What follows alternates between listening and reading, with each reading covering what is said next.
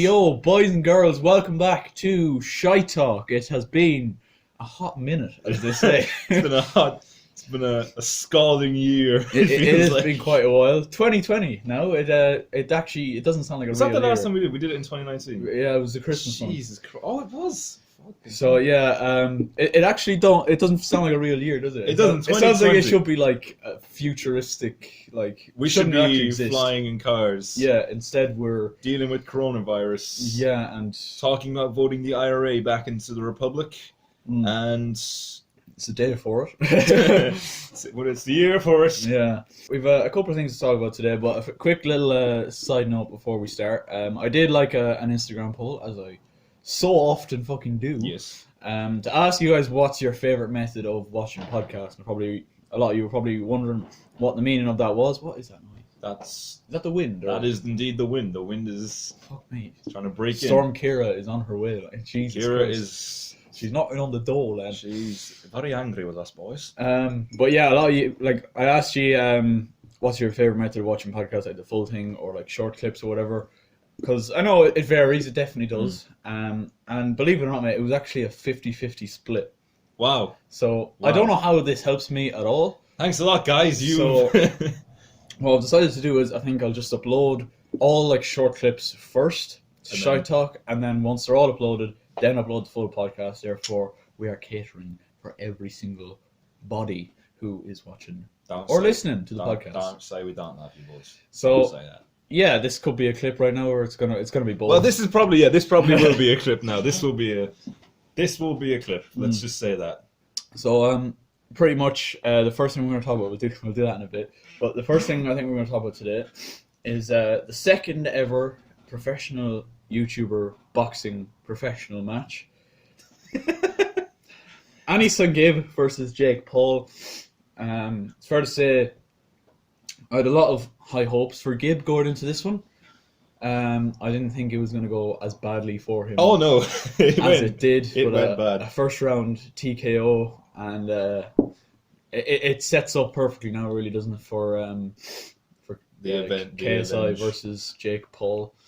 So I mean, there's not an awful lot to say about it. What was your thoughts on it? I actually watched the press conferences there, and contrary to what I would usually say about Gib, I actually did think he looked a bit nervous. Yeah, I thought maybe not the night of, maybe actually on the night he was alright. But I felt beforehand watching him, he looked a bit shaky. He wasn't fully in his comfort zone. Like he's done two of these before, fair enough. They haven't probably been to this scale. They haven't probably been with maybe like a full. Well, I don't even know if it was a full, but like you have reporters there, yeah, cameras and stuff like that. There was a lot riding on this. yeah. Not for him, really, though. No, He didn't but have like, an awful lot to lose himself. in general, I would say yes. This kind of for him, I feel, was more opportunity rather than a necessity. Exactly, yeah. It was more, I can do this because The fact that he's got himself into this scenario, a lot of people are saying, means he's pretty much won already. yeah. I mean, like to be fair, he fought probably harder to get the fight than he actually did in the fight Yeah. itself. Like, do you know what I mean? I agree with what you're saying about like the media stuff. I heard like Joe Weller and a few other people saying it like that. That it's not his comfort zone. He's even said it himself. Like that's not where he wants to be. Like he wants to just fight. True. But on the night itself, when the fight came around, I think he was kind of like we seen him walking out. He was all like, "Oh, my time! This is my time!" And I feel like he kind of gassed himself up too much. And I think that was him overcompensating for the nervous energy he had going into the fight. And when the punches started getting thrown, he was rattled. Now I kind of want to see. I'd love to know what would happen if he managed to get through round one. That's the question. See, I suppose it would be a kind of a question of ifs and buts. I feel like definitely that first one that he took, or maybe the second one even, where he's kind of fully gone to the ground or taking a knee or whatever. Yeah. Like, I'd say that fully shocked him. I'd say he probably didn't maybe expect kind of that much intensity. Yeah. Because he was talking about, like, you know... How he was more intense. Yeah, and kind of the way, like, he wasn't going to be at work, that was going to take a distance. Yeah. And then I think he just completely wasn't ready for an absolute onslaught for the first time.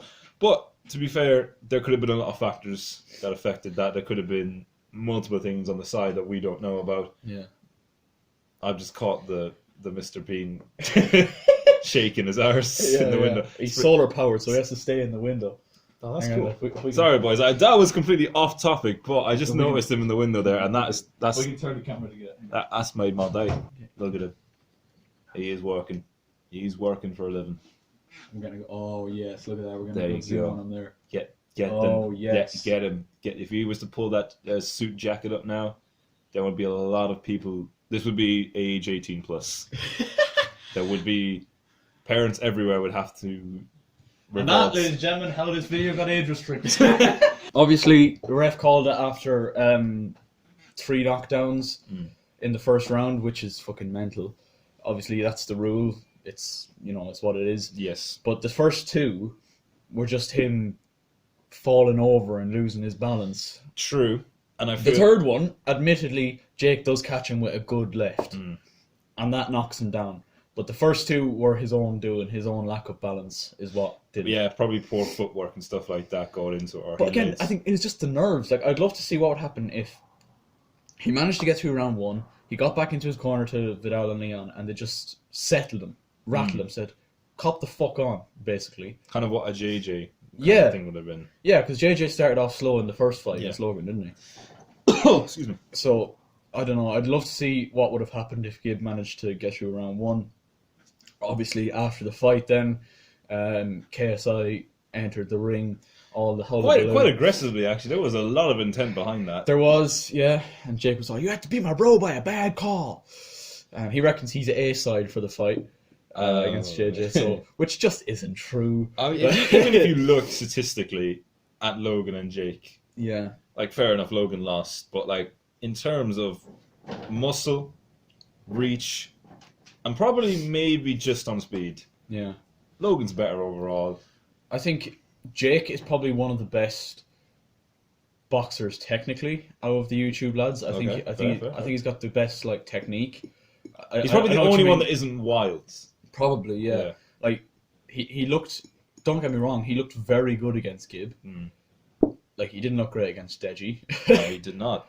But He did not. he's done a lot more training since then. Clearly, I don't know. I feel like Jake could be the better boxer than Logan, but because of Logan's sheer size, I would have said JJ would have had less of a chance of beating Logan. But I don't know. It's going to be an interesting fight. It's the fight that a lot of people want to see anyway. Yeah, but to be honest, it kind of it was the original. Like That's what it was was meant supposed to to be. He didn't want Logan first time around. He No. wanted Jake. So I mean, Jake was just the knob at the time, and then obviously Logan did all that stuff, and it just fueled more reason for JJ to do that.